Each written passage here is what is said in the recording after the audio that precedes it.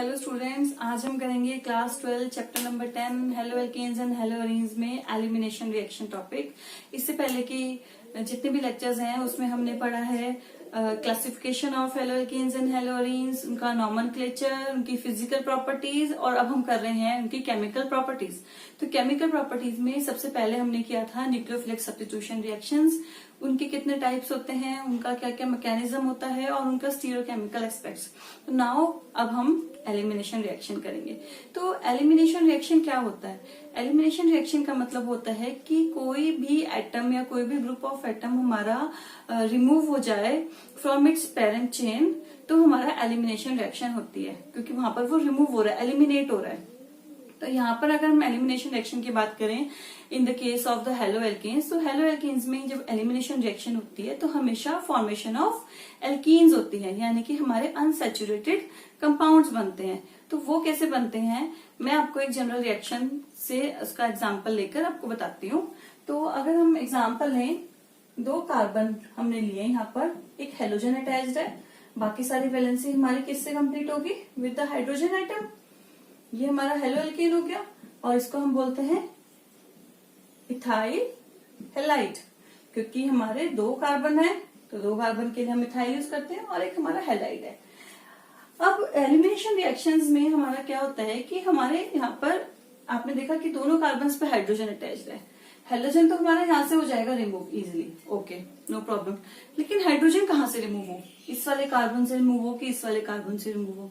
इसमें जो हमारा हेलोजन एटम होता है वो हमारा जिस कार्बन पे हेलोजन अटैच्ड है उसके साथ वाले कार्बन से के हाइड्रोजन से रिमूव होएगा। तो सपोज मैं यहाँ पर अगर बात करूं तो ये जो कार्बन है, जिस कार्बन पे हमारा हेलोजन अटैच्ड है, इस कार्बन को तो हम बोलते हैं अल्फा कार्बन, और इसके नेक्स्ट वाला जो कार्बन होगा उसको हम बोलते हैं बीटा कार्बन। ठीक है, फिर उसका नेक्स्ट आता है गामा, डेल्टा, ऐसे सो ऑन चलता रहता है। लेकिन हम यहाँ पर बीटा की ही बात कर रहे हैं क्योंकि हमें बीटा की से ही मतलब है, उसके आगे का हमें कोई मतलब नहीं है। तो अब ये वाला तो चलो यहाँ से हेलोजन रिमूव हो गया, बीटा से ही क्यों रिमूव होता है? यहाँ से भी रिमूव हो सकता है। लेकिन अगर यहाँ से अगर सपोज हम रिमूव करते हैं तो इस कार्बन की 2 वैलेंसी एम्प्टी हो जाती है, वो हमारा पॉसिबल नहीं होता है। तो हमारा जिसके साथ वाला कार्बन है उसके हाइड्रोजन से रिमूवल होगा हमारा। तो अब जो ये वाले हाइड्रोजन्स हैं ये तो हमारे अल्फा हाइड्रोजन्स बोले जाते हैं, और जो बीटा कार्बन के ऊपर हाइड्रोजन्स लगे होते हैं वो हमारे बीटा हाइड्रोजन्स बोले जाते हैं। ये अभी तक सबको क्लियर? तो यहाँ पर हमारा रिमूवल होता है हेलोजन एटम का और बीटा हाइड्रोजन का। ठीक, तो अब इसको इसलिए हम बोलते हैं बीटा एलिमिनेशन रिएक्शन। तो कहीं कहीं पर आपको बीटा एलिमिनेशन भी मेंशन होगा। तो बीटा एलिमिनेशन इसलिए बोलते हैं कि हाइड्रोजन जो है वो हमारा बीटा वाले कार्बन से निकल रहा है और हेलोजन तो हमारा निकलना ही है। तो अब इस रिएक्शन में क्या होगा? अब मैंने इस रिएक्शन में यहाँ से हेलोजन रिमूव कर दिया है, यहाँ से मैं रिमूव कर रही हूँ हाइड्रोजन एटम को। तो अब इस कार्बन की भी एक वैलेंसी खाली है और इस कार्बन की भी एक वैलेंसी खाली है, तो दोनों मिलके क्या बनाएंगे? डबल बॉन्ड, क्योंकि दोनों को ही अपनी वैलेंसी कंप्लीट करनी है। तो ये हमारा 2H जो ऑलरेडी प्रेजेंट है और ये रिमूव हो गया, फिर इसका हेलोजन रिमूव हो गया तो इसके भी 2H बचे हैं। तो एक मैंने ऐसे लिखा है और एक ऐसे लिखा है, बीच में क्या आएगा? Double bond. तो अब हमारा यहाँ पे क्या बना? Ethene which is an alkene. तो हमारे यहाँ पर इथीन की फॉर्मेशन होती है और एल्कीन्स की फॉर्मेशन होती है। तो ये तो रही हमारी बीटा एलिमिनेशन की बात, अगर हमारा टर्मिनल एंड पे हेलोजन प्रेजेंट है। लेकिन अब हमारा हेलोजन कहीं बीच में भी तो प्रेजेंट हो सकता है, क्योंकि आपने हेलो एल्केन्स के कंपाउंड्स पढ़े हैं, उनके सारे आपने नॉमेनक्लेचर भी किया है। तो आपने ऐसे हेलो एल्केन्स भी देखे हैं जिसकी टर्मिनल एंड पे हेलोजन ना लग के कहीं बीच में अटैच्ड है। तो अब उस केस में क्या होगा? तो उस केस के लिए एक साइंटिस्ट थे जिनका नाम था अलेक्जेंडर सेडजेव।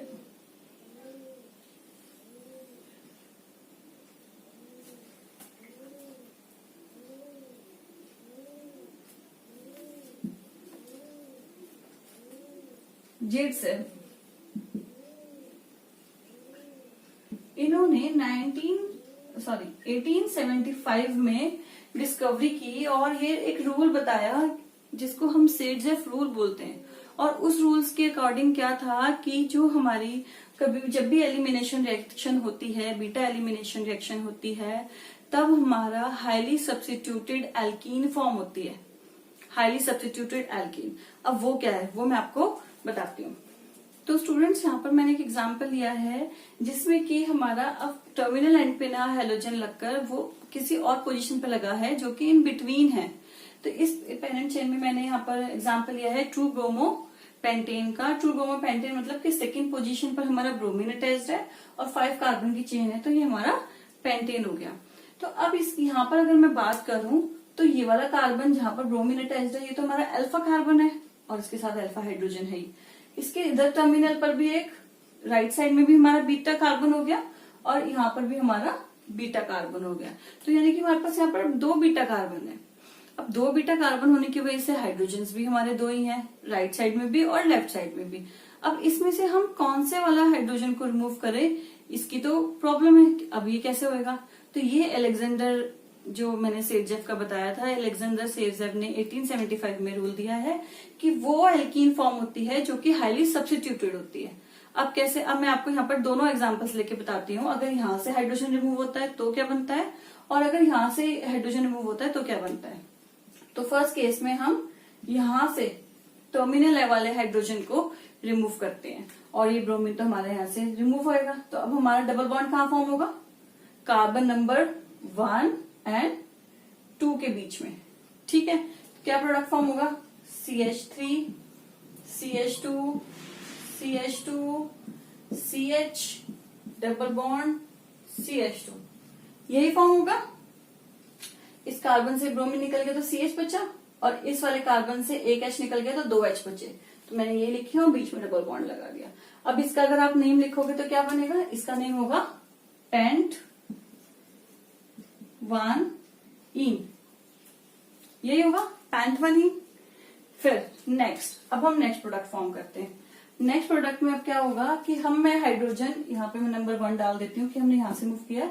अब हम हाइड्रोजन इस वाले बीटा से रिमूव करेंगे, यानी कि यहां से रिमूव करेंगे।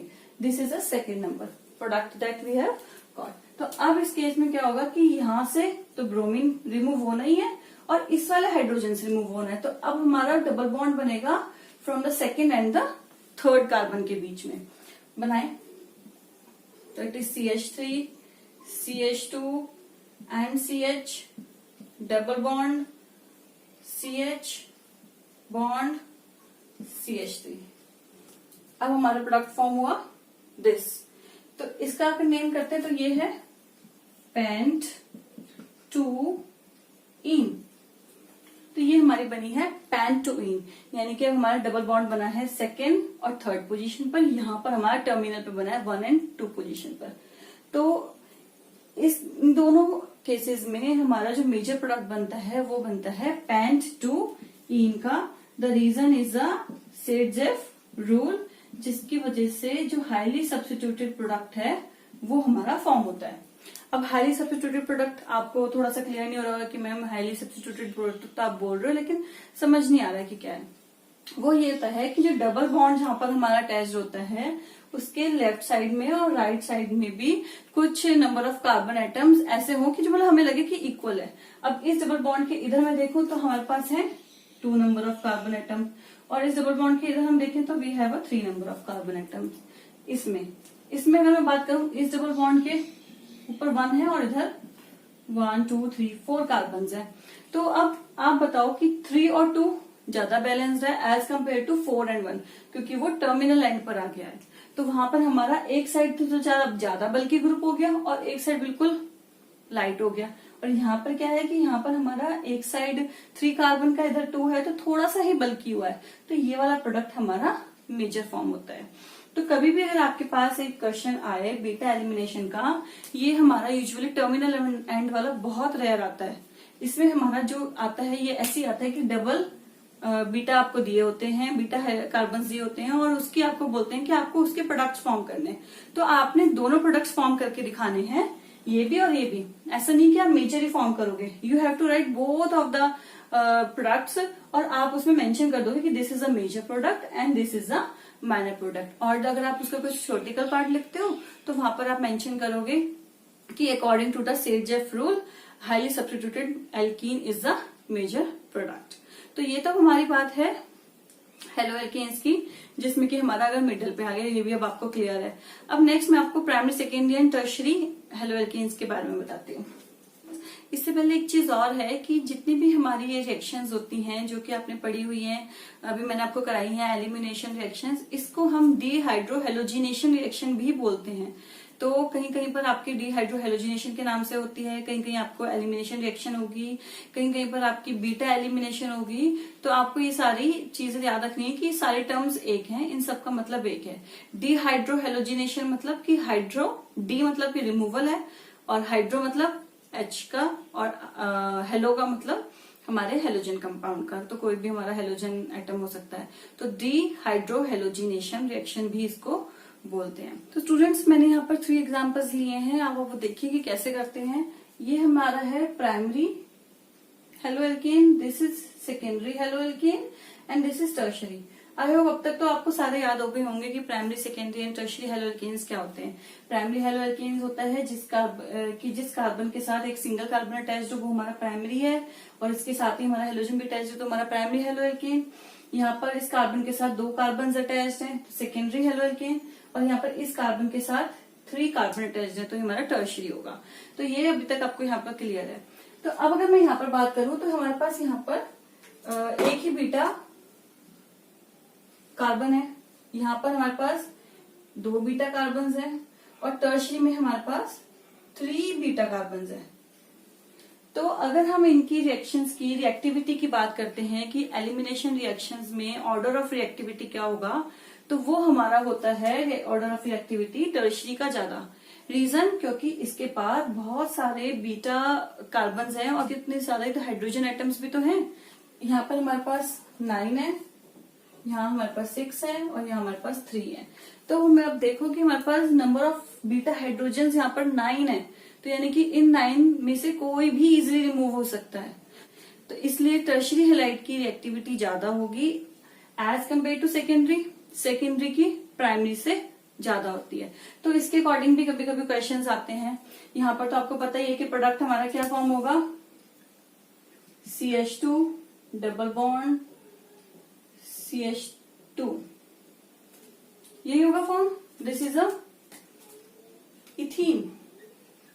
अब यहाँ पर अगर मैं बात करूं कि मैं कोई भी, दोनों बीटा हमारे सेम ही है, तो अगर मैं सपोज यहाँ से रिमूव करती हूँ एक हाइड्रोजन को, तो हमारा क्या बनता है, CH3 एज इट इज रहेगा, CH एज इट इज रहेगा, और डबल बॉन्ड CH2, ये फॉर्म होगा, क्योंकि H यहाँ से निकल गया और Cl यहाँ से निकल गया।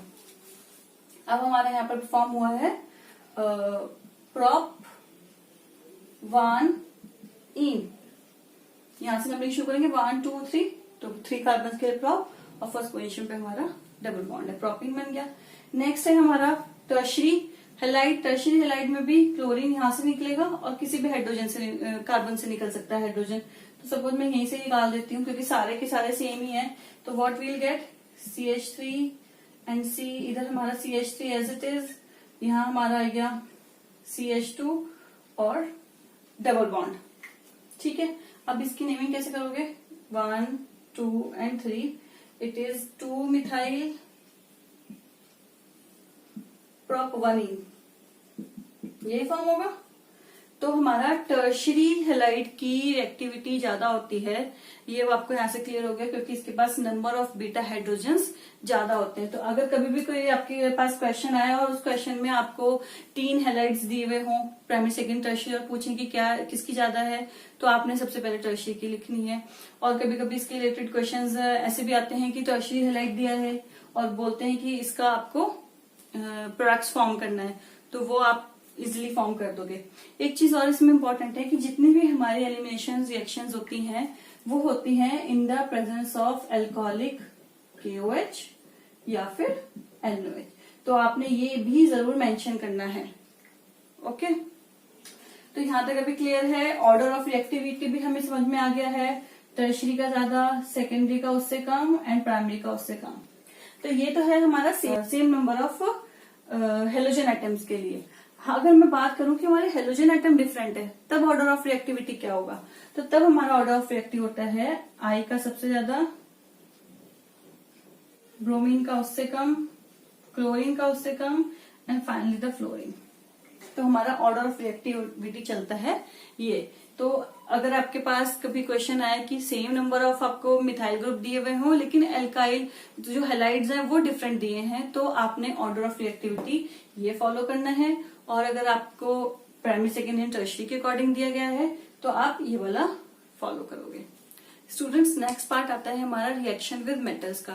तो नाम से भी आपको क्लियर हो रहा होगा कि रिएक्शन जो हम मेटल्स के साथ कराते हैं। तो यहाँ पर हमारा क्या होगा कि हमारे पास एक हेलो एल्केन होगा जिसको मैं RX लिख रही हूँ और उसको जनरल फॉर्म में लिख रही हूँ। R कोई भी हमारा मिथाइल ग्रुप हो सकता है, इथाइल हो सकता है, प्राइमरी सेकेंडरी टर्शियरी कोई भी हो सकता है, और उसके साथ कोई भी हैलाइड ग्रुप अटैच हो सकता है। तो इसको हम रिएक्ट कराते हैं विद द Mg जो कि हमारा एक मेटल है, और ये हमारा फॉर्म कर देता है RMgX। इसको हम बोलते हैं Grignard reagent. It is a very important reaction. ये रिएक्शन बहुत ज्यादा इंपॉर्टेंट है, बहुत ज्यादा यूज होती है for the preparation of the hydrocarbons. तो यहाँ पर हम क्या करते हैं, हेलो एल्केन से पहले ग्रिग्नार्ड रिएजेंट फॉर्म करते हैं, और वो ग्रिग्नार्ड रिएजेंट हमारा हेल्पफुल होता है to the formation of their corresponding hydrocarbons. तो अभी क्या हुआ कि यहाँ पर मैंने एक सिंपल हेलो एल्केन लिया और एक मेटल लिया। अब ये जो ग्रिग्नार्ड रिएजेंट है, इसका नाम ग्रिग्नार्ड रिएजेंट क्यों हुआ? ग्रिग्नार्ड रिएजेंट इसलिए हुआ क्योंकि एक साइंटिस्ट थे जिनका नाम था विक्टर ग्रिग्नार्ड। इन्होंने डिस्कवरी करी थी इस रिएजेंट की इन 1900 ईयर में। तो इस ईयर में जब इन्होंने डिस्कवरी करी तो इन्होंने बताया कि जो हमारा R है, R सपोज अगर मैं कार्बन की बात करूं, कार्बन का मैग्नीशियम के साथ जो बॉन्ड फॉर्म होता है वो तो ऑलवेज फॉर्म होता है कोवलेंट, क्योंकि आपको पता है कि कार्बन तो हमारा कोवलेंट बॉन्ड ही फॉर्म करता है। और जो मैग्नीशियम का हमारा हेलोजन के साथ बॉन्ड फॉर्म होगा वो हमेशा होता है ionic. The reason is that कि ये जो कार्बन है ये अपनी तरफ मैग्नीशियम आयन से बॉन्ड से इलेक्ट्रॉन्स खींच लेता है, विड्रॉ कर लेता है। तो जैसे इसे विड्रॉ कर लेता है तो इसके ऊपर इलेक्ट्रॉन्स की कमी हो जाती है, और कमी होने की वजह से यहाँ पर हमारा आयनिक बॉन्ड की फॉर्मेशन होती है। तो ये तो इसका बेसिक पार्ट है। अब ग्रिग्नार्ड रिएजेंट जो है वो हमारा बहुत ज्यादा हाईली रिएक्टिव होता है। तो हाईली रिएक्टिव होने की वजह से इसकी रिएक्शन बहुत ज्यादा फास्ट होती है। और स्टूडेंट्स, अब यहाँ पर हम बात करते हैं इसके एग्जाम्पल की। तो मैंने सपोज यहाँ पर एक एग्जाम्पल लिया कि वी हैव CH3MgX। ये क्या है? Grignard reagent. और इसको मैंने रिएक्ट कराया विद एनी CH3OH के साथ, विच इज अ मिथेनॉल। तो हमारा फाइनली क्या फॉर्म होएगा? अब हमारी फॉर्मेशन होगी कि ये MgX यहाँ से रिमूव हो जाएगा, क्योंकि मैंने आपको बताया कि ग्रिग्नार्ड रिएजेंट बहुत ज्यादा हाईली रिएक्टिव है, और यहाँ से OH भी रिमूव हो जाएगा। तो फाइनली CH3 आपस में ज्वाइन करके बनाएंगे ethane, which is a hydrocarbon. और हमारा जो MgX है, MgOH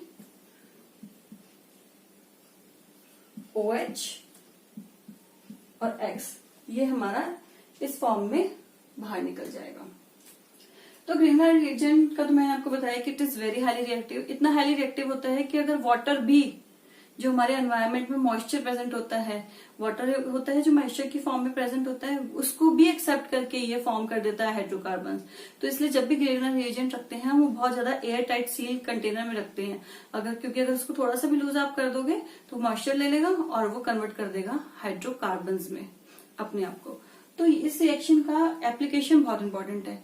एप्लीकेशन कैसे इंपॉर्टेंट है कि हम इससे वो वाले हाइड्रोकार्बन्स भी फॉर्म कर सकते हैं जो कि ज्यादा नंबर ऑफ कार्बन्स के हैं। क्योंकि आपने यहाँ पे देखा कि जो हमने यहाँ पर हेलो एल्केन लिया था वो हमारा यहाँ पर सिंगल कार्बन का था, लेकिन जब इसके कॉरस्पॉन्डिंग हमने इथेन बनाई, हाइड्रोकार्बन बनाया, तो ये हमारा यहाँ पर 2 कार्बन का हो गया।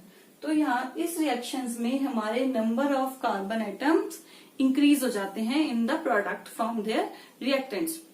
तो बहुत सारी रिएक्शंस आती हैं आपकी, जब आप प्रैक्टिस करोगे तो उसमें आप देखोगे कि आपको जो रिएक्टेंट है वो तो दिया हुआ है कि सपोज आपको कोई क्वेश्चन दिया होता है कि CH3OH दिया होता है, और उसके कॉरस्पॉन्डिंग यहाँ पर आपको ये बनाने के लिए बोला होगा। तो फिर आप कंफ्यूज होगे कि यार ये कैसे किया, ये हम यहाँ तो सिंगल ही है एक जो रिएक्टेंट दे रखा है और यहाँ पे जो प्रोडक्ट फॉर्म कर रहा है वो तो डबल कार्बन का है, तो नंबर ऑफ कार्बन इंक्रीज हो रहे हैं।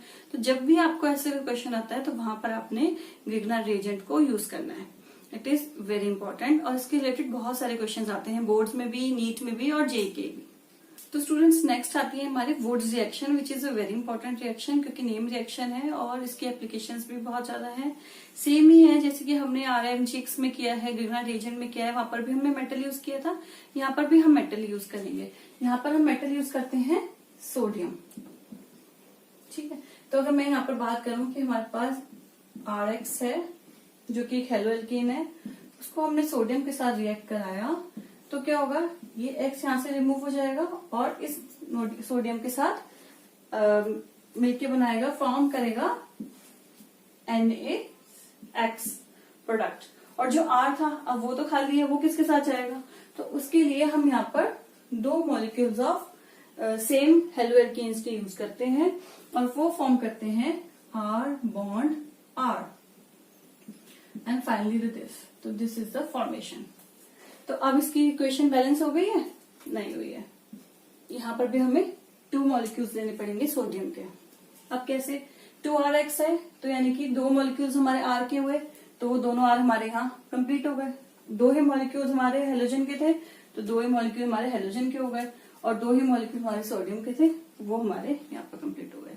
तो जो रिएक्शन विद मेटल्स है वो यूजुअली हम यूज करते हैं for the preparation of hydrocarbons from the haloalkanes. Haloalkanes है जब भी हमें कोई भी हाइड्रोकार्बन फॉर्म करना हो with the higher number of carbon atom chain तो हम इसके लिए वुड्स रिएक्शन भी यूज कर सकते हैं और हम ग्रिग्नार्ड रिएजेंट भी यूज कर सकते हैं, दोनों ही बहुत इंपॉर्टेंट हैं। तो यहाँ तक तो हमारी एलिमिनेशन रिएक्शन और रिएक्शन विद मेटल्स खत्म हो गई है।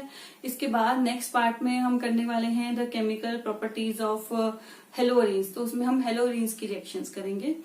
तो अगर आपने मेरा चैनल जब अभी तक नहीं सब्सक्राइब किया है तो आप सब्सक्राइब कर दीजिए जिससे कि आपको फ्यूचर में नोटिफिकेशंस मिलते रहें।